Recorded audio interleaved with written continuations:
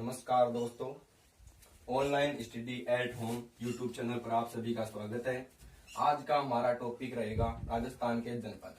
कक्षा 10 की बुक के अनुसार कुछ महत्वपूर्ण राजस्थान के जनपद दिए हुए हैं, जिसमें पहला जनपद है मत्स्य जनपद। वर्तमान में जयपुर के आसपास के क्षेत्र को मत्स्य जनपद के नाम से जाना जाता था। इसका विस्तार था चंबल की पहाड़ियों से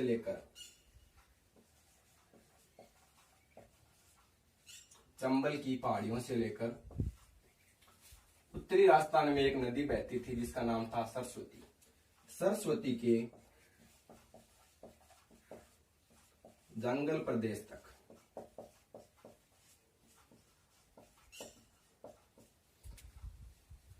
वर्तमान में 2 जिले हैं। पहला है अलवर व दूसरा भरतपुर। इन 2 जिलों का भूभाग भी मत्स्य जनपद के अंतर्गत आता था। मत्स्य जनपद की राजधानी की बात करें तो राजधानी है विराटनगर।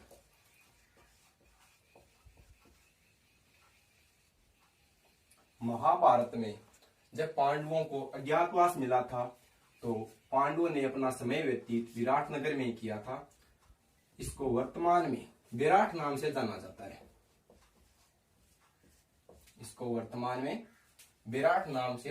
है। महाभारत में कहा गया है कि मत्स्य में एक सरहाद नाम का राजा हुआ था।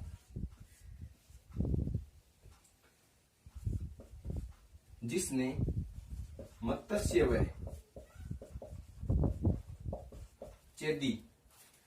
व चेदी दोनों जनपदों पर अपना शासन किया था। और मत्स्य पहले तो चेदी राज्य का अंग था और कालांतर में मत्स्य जनपद मगध राज्य का अंग बन गया। ये हो गया दोस्तों हमारा मत्स्य जनपद पूरा। राजस्थान का दूसरा जनपद है सूरसेन, जिसका राजस्थान में कुछ भूभागी है। वर्तमान राजस्थान के ब्रज क्षेत्र के अंतर्गत आता था सूरसेन जनपद। दूसरा जनपद है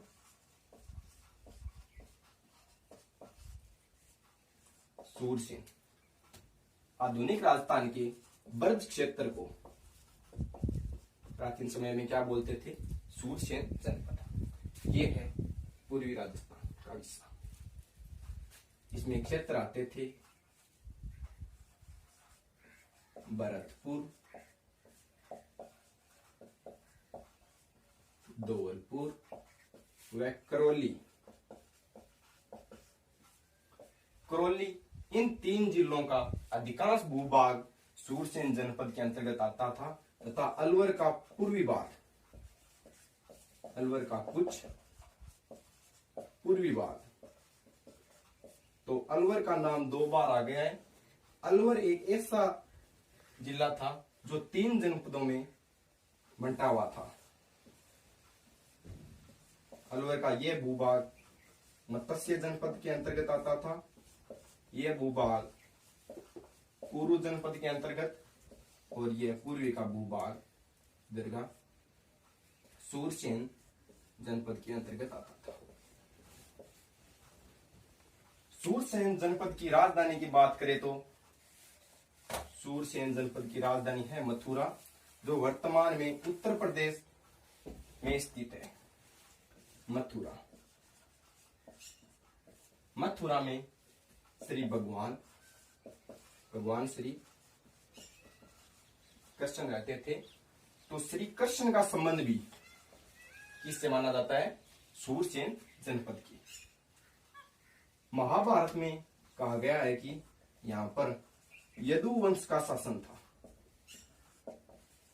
यदुवंश का, जिसको वर्तमान में यदु को यादव कहते हैं। यादवों का शासन था सूरसेन जनपद में। भारत में कुछ यूनानी लेखक आए थे। इन यूनानी लेखकों के अनुसार इस सूरसेन जनपद को सूरसेनोई कहा गया तथा मथुरा इसकी जो राजधानी थी सूरसेन की, इसको कहा गया मेथेरो।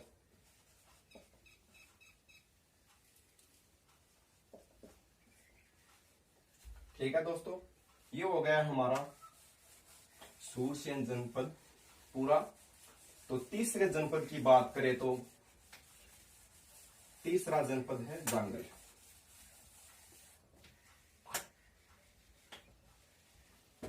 तीसरा जनपद है जांगल।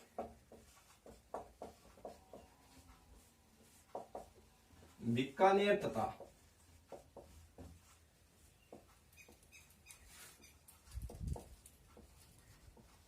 जोधपुर के जिले का क्षेत्र महाभारत में जांगल प्रदेश के नाम से जाना जाता था। इसकी राजधानी की बात करें तो जांगल प्रदेश की राजधानी थी अहिछत्रपुर,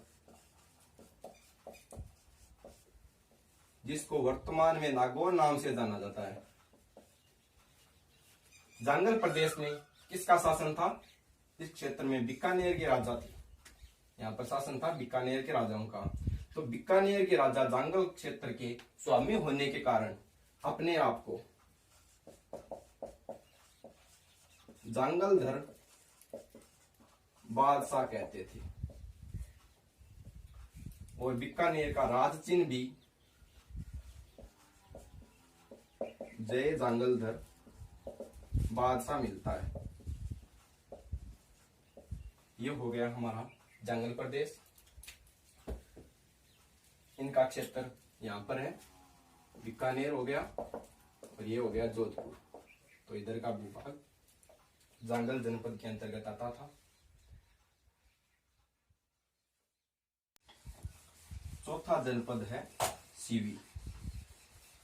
भारत में जितने भी विदेशी आक्रमण हुए हैं वह सभी सबसे पहले पंजाब पर आक्रमण किया। तो एक बार पंजाब में भारत में यूनानी आक्रमण हुआ, यूनानी आए, तो वहां से प्रभावित होकर 3 जाति भारत में राजस्थान में आई और स्थायी रूप से निवास करने लगी। पहली थी सीवी, दूसरी मालव तथा तीसरी अर्जुनायन। यह 2 जाति अजमेर व टोंक में, तो मध्य राजस्थान में इस भाग में स्थायी रूप से रहने लगी तथा सीवी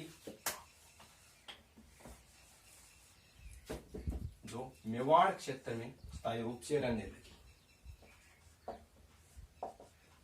तो यह पहले पंजाब में थी, तो इसकी प्राचीन राजधानी थी शिवपुर,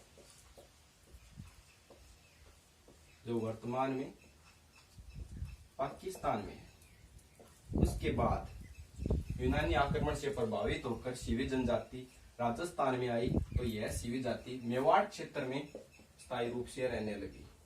तो इसने भी अपनी राजधानी दूसरी बनाई। तो यह राजधानी थी चित्तौड़गढ़ क्षेत्र के आसपास एक क्षेत्र था, उसका नाम है नगरी।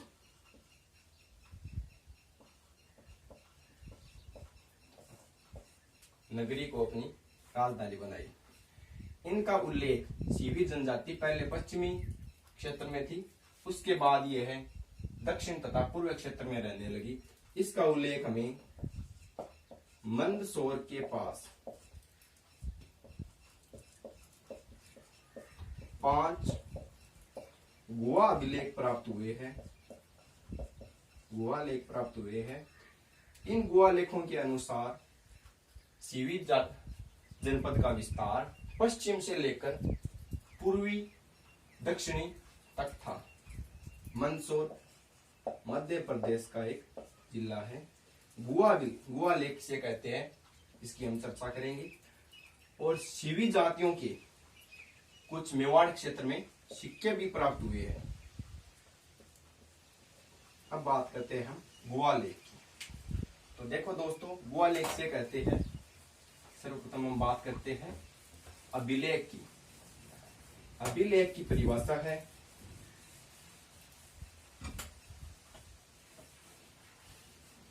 कठोर सतह पर, ये मैं लिख रहा हूं, यह भी क्या है, अभिलेख है। इसकी परिभाषा है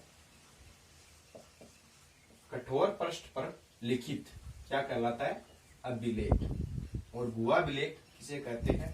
प्राचीन समय में गुफाएं थी, इसके आगे का भाग सपाट कर दिया जाता था और इस भाग पर कुछ लिखित साक्ष्य मिले हैं। क्या मिले हैं? लिखित साक्ष्य। इन लिखित साक्ष्यों को हम गुहा लेख के नाम से जानते हैं। तो ये हो गए हमारे दोस्तों राजस्थान के जनपद। ठीक है, धन्यवाद।